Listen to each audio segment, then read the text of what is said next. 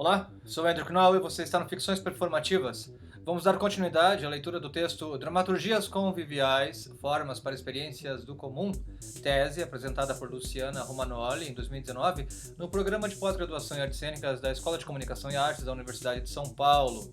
Se você está chegando agora, dá uma olhadinha aqui no card para pegar o link logo abaixo aqui da descrição e poder acompanhar a leitura desde o início. Hoje vamos para o capítulo 1.3, uma dramaturgia para os corpos presentes.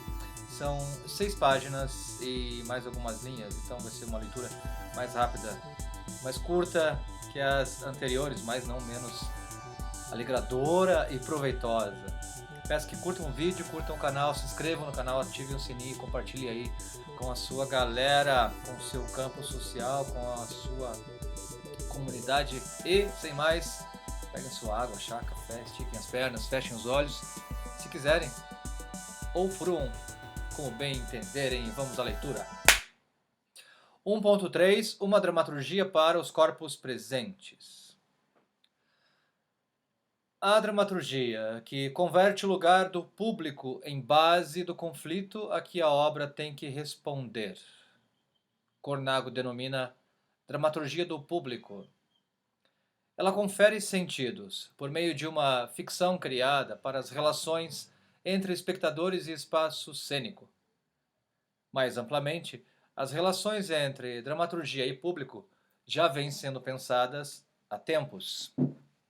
Por exemplo, na linhagem semiótica de um pesquisador como Desmarines, para quem a relação ator-espectador seria decisiva para a forma com que se realizam as possibilidades de sentido e os efeitos potenciais do texto espetacular, por meio de estratégias de manipulação sedutoras e persuasivas, elas não são exclusividade das formas participativas e de uma margem de autonomia criativa que é concedida ao público. Segundo ele, Desmarines, é possível falar, e não metaforicamente, de uma dramaturgia ativa do espectador, referindo-se às diversas ações, operações receptivas que este realiza no teatro, percepção, interpretação, apreciação, estética, etc. Desmarines, 97. Outro autor que aponta nessa direção é o dramaturgo espanhol José Sánchez Sinisterra.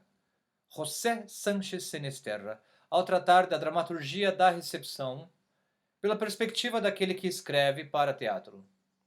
Propõe uma analogia entre a criação dramatúrgica do espectador modelo e a construção do receptor implícito, leitor ideal ou leitor modelo, de Umberto Eco, concebido como um componente da estrutura dramatúrgica, por ser o destinatário potencial de todos e de cada um dos efeitos esboçados no tecido discursivo da obra.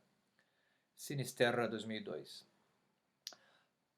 Para Sinisterra, o trabalho fundamental da dramaturgia deveria consistir em desenhar esse espectador ideal ou receptor implícito, para que o hipotético espectador real aceite transformar-se nesse desenho ou o recuse.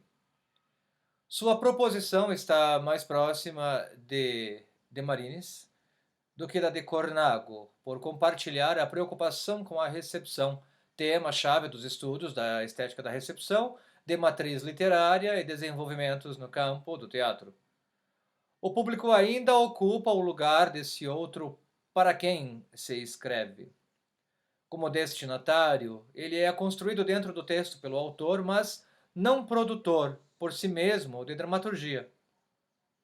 Sinisterra trabalha com o conceito de dramaturgia próximo à definição da arte de compor dramas, peças teatrais, sendo o drama um texto para ser encenado. Tal concepção clássica até se abre ao texto concretizado em cena, mas exclui as demais dimensões do espetáculo como produtoras de dramaturgia. Corresponde a uma visão textocêntrica, a qual a palavra dramaturgia há muito não se restringe, liberta pelas transformações ocorridas ao longo do século XX em direção à autonomia da cena no trabalho de artistas como Antonin Artaud e incontáveis outros, para quem como diz Sanches, uma dramaturgia que não pode ser concebida como trabalho intelectual, senão como trabalho diretamente cênico. Dramaturgia é manipulação de objetos cênicos. Esses objetos cênicos são luz, forma, palavra, espaço. O lugar da manipulação, como já adiantara a Piá, é o corpo. Só a partir do corpo se pode elaborar uma nova dramaturgia. Sanches, 2002. Notemos o eco entre a manipulação dos objetos cênicos e a manipulação do espectador na estética da participação de White, para reiterar o lugar do espectador como potencialmente dramatúrgico, ecoando de Marinis e Cornago. Inúmeros outros encenadores, desde a passagem do século XIX para o XX, contribuíram para ampliar o que se entende por dramaturgia, até tornar-se instrumento de estruturação de sentidos do espetáculo, como diz Ana Paz, passando a abranger todas as dimensões cênicas, dramaturgia da luz, da imagem, do ator, do corpo, da cena e etc. Segundo a pesquisadora portuguesa Ana Paz, é a partir dos anos 1990, no âmbito da dramaturgia do olhar, orientada ao processo de estruturação dos materiais para que ganhem forma e sentido, e dos estudos sobre a percepção, que surgem as noções de dramaturgia do espaço e dramaturgia do espectador. Ambas são conectadas. O espaço, quando elemento central da dramaturgia, interfere na posição do espectador, de modo que uma dramaturgia do espaço é simultaneamente uma dramaturgia do espectador, já que questiona e promove relações diferentes entre ambos em cada espetáculo. Essa compreensão propicia que se multipliquem as formas de posicionamento dos espectadores no espaço cênico, tanto no sentido espacial quanto de atitude. Não à toa, a mesma palavra cumpre as duas acepções. Paz explicita a territorialidade imprecisa do termo dramaturgia. Segundo ela, a dificuldade de isolar a dramaturgia decorre de sua ambiguidade e invisibilidade constitutivas, consequências do se tratar de uma prática, cujos procedimentos se dissipam na efemeridade da apresentação teatral. Isso a mantém indissociável do espetáculo, porque participa de todas as escolhas que o estruturam. Portanto, segundo Paz, quando tentamos individuar a dramaturgia num espetáculo, nomeamos inevitavelmente as opções manifestas da encenação, da cenografia, dos figurinos, da interpretação, do movimento, todas as opções reveladoras de relações de sentido possíveis e que radicam na sua concepção. Por consequência, define-a como um conceito hidra, provido de múltiplas cabeças, que apontam tanto para o texto quanto para a encenação. Para a autora, em suma, a dramaturgia é o outro lado do espetáculo, o seu avesso invisível que, como um objeto côncavo, implica uma complementaridade convexa. Ou ainda, são as pregas invisíveis nas dobras do visível. Somente se torna perceptível quando da concretização material do espetáculo, embora participe de todas as escolhas que o estruturam, como um fio que tece os sentidos criando um discurso. Puxar esse fio significa passar por todas as opções manifestas da encenação, da cenografia, dos figurinos, da interpretação, do movimento, todas as opções reveladoras de relações de sentido possíveis e que radicam na sua concepção. Logo, a dramaturgia nesse sentido expandido será sempre, em algum grau, uma composição coletiva, o que não impede que um autor prevaleça. A inclusão do movimento nessa lista de elementos passíveis de costura dramatúrgica dá a pista para que a autora abarque ainda a dança no campo da dramaturgia expandida, considerando que, se são as opções da dramaturgia a dupla face, oculta e fundacional, das opções da encenação ou coreografia, poderíamos acrescentar que tanto o dramaturgista como o encenador ou coreógrafo partilham funções basilares, observam, selecionam e estruturam os materiais. Se dramaturgia diz respeito a como os elementos de um texto ou de uma encenação se organizam, se somam, se atritam, se estranham, se atraem, se redundam ou se repelem, entendemos que ela exerce a função de um advérbio, modificar ou dar mais precisão ao seu sentido e para exprimir circunstância de modo, de quantidade ou intensidade, de tempo, de lugar, de afirmação, de negação, etc. Em outras palavras, a dramaturgia seria o processo de estruturação das formas e dos sentidos a partir de um eixo organizador. A condução dessa organização é a concepção artística do que se quer dizer, mostrar, sugerir, provocar. Podemos conceber a dramaturgia, então, como uma categoria de análise. O reverso da composição dramatúrgica, a sua decomposição, será justamente essa operação analítica, examinar as articulações materiais e significantes, suas interconexões, vinculações, contrastes, relações, funções, enfim, os modos como se produzem efeitos e, sobretudo, como se constituem os sentidos. Por essa direção, a dramaturgia encontra afinidades com o trabalho da crítica, por serem ambas participantes do processo de constituição de sentidos da realidade. Em minha dissertação de mestrado, ver o Romagnoli 2013, proponho que, a partir da virada performática e sua retomada de consciência sobre a dimensão da presença, houve um alargamento ainda maior do conceito, já não vinculado somente aos elementos de sentido, mas também aos de materialidade e presença, como matérias igualmente passíveis de composição dramatúrgica, uma vez que são organizadas e estruturadas no trabalho artístico de modo deliberado. Para tal expansão do conceito de dramaturgia, que será o adotado a partir daqui nesta tese, recorro à oscilação entre produção de presença e produção de sentido como componentes da obra de arte, conforme estabelecida por Gumbrecht, e à investigação sobre as relações entre dramaturgia e performance realizadas por Berndt e Turner. Composição, estrutura, arquitetura, orquestração, ato de montagem e colagem são algumas das expressões usadas por essas autoras para descrever ou definir dramaturgia. Logo, fazer dramaturgia geralmente implica uma discussão das estratégias e dos efeitos de composição, e tende a implicar uma observação da peça em produção, todo o contexto do evento performático, a estruturação do trabalho artístico em todos os seus elementos, palavras, imagens, sons, etc., com a compreensão de que o teatro é vivo e, portanto, sempre em processo.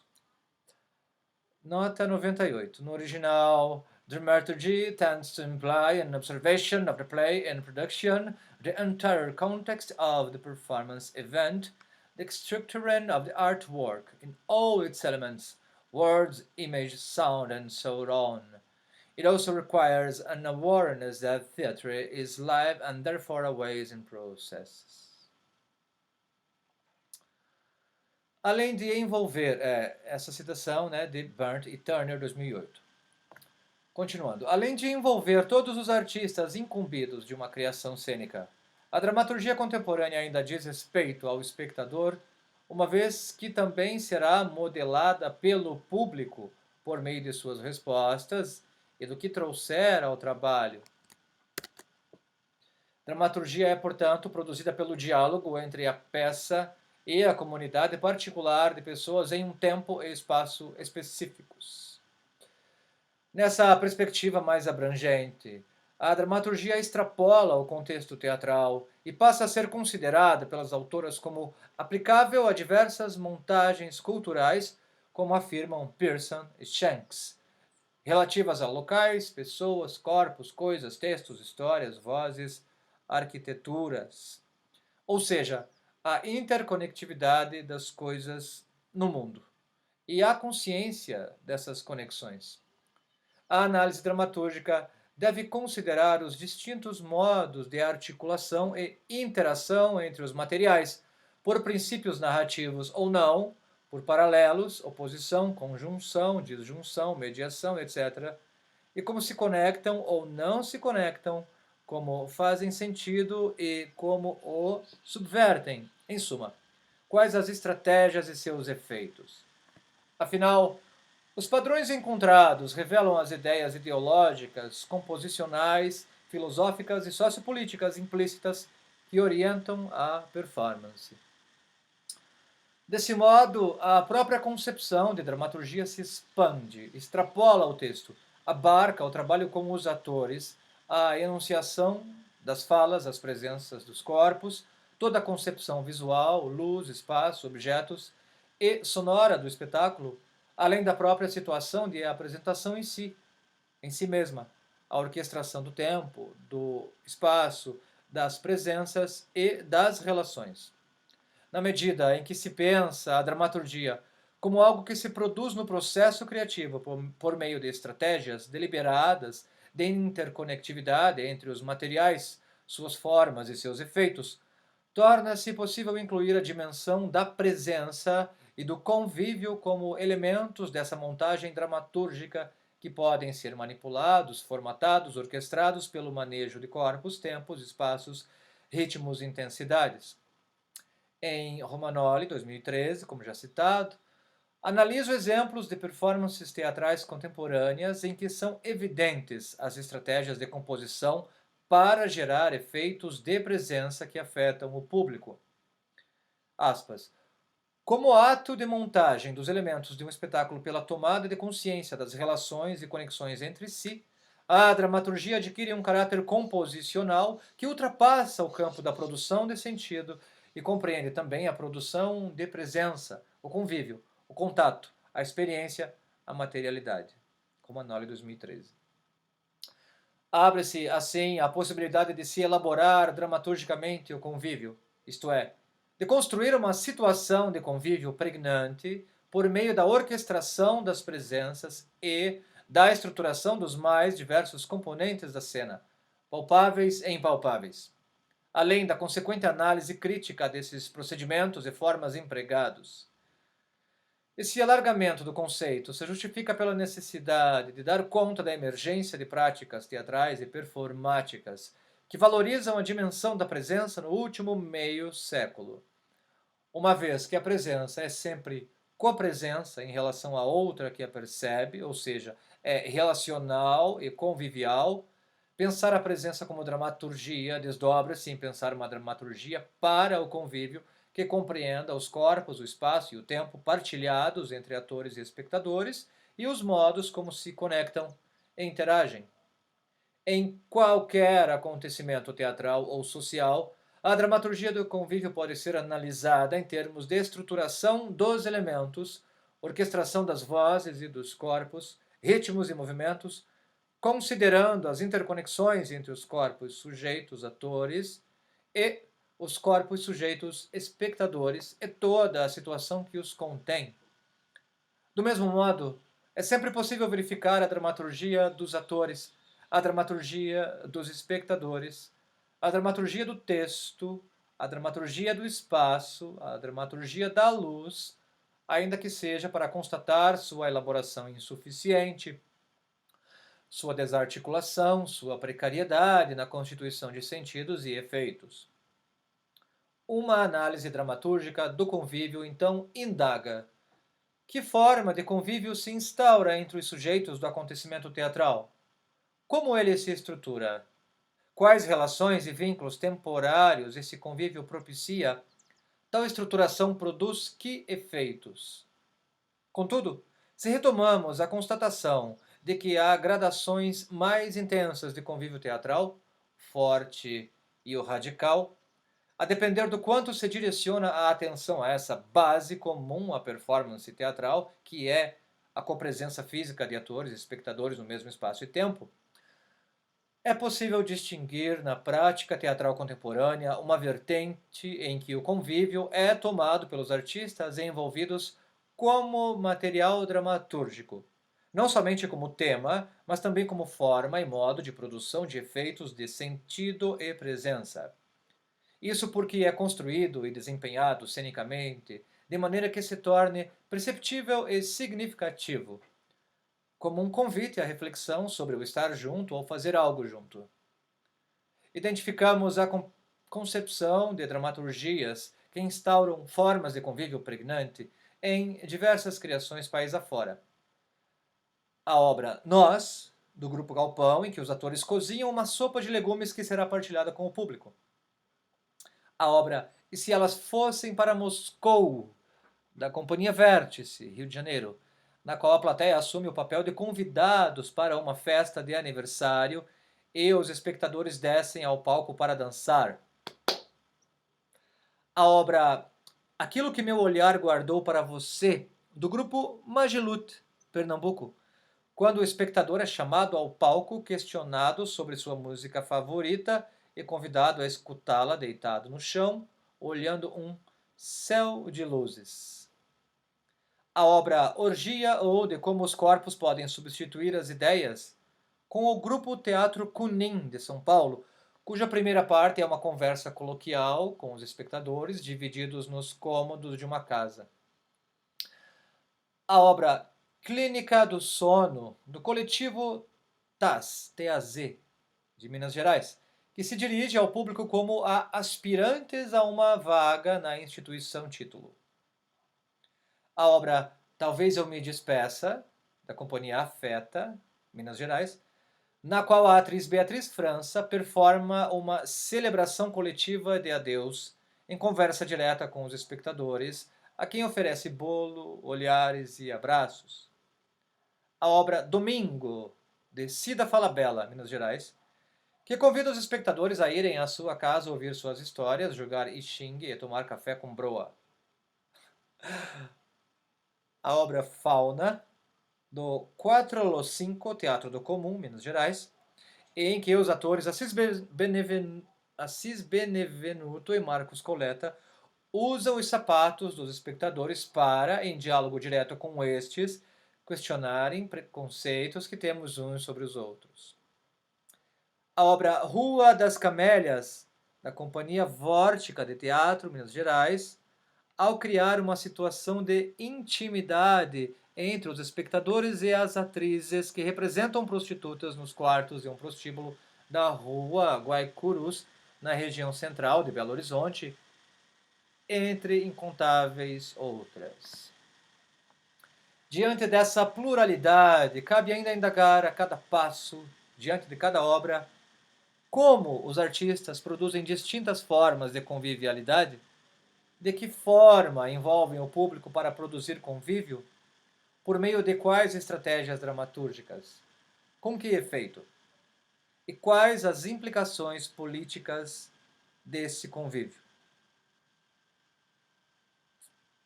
Ficamos por aqui. No próximo vídeo 1.3.1, Por que nunca nos vimos antes? Curta o vídeo, se inscreva no canal e até o próximo. Um beijo no seu coração, paz e bem.